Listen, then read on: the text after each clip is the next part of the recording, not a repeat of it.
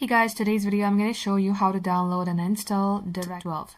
So first thing first, what you have to do is you have to come below at the search button and type in Windows Update.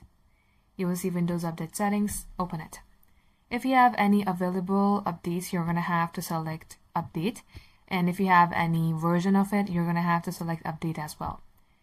So next what you have to do is you have to press Windows and R and type in DirectX and then select enter.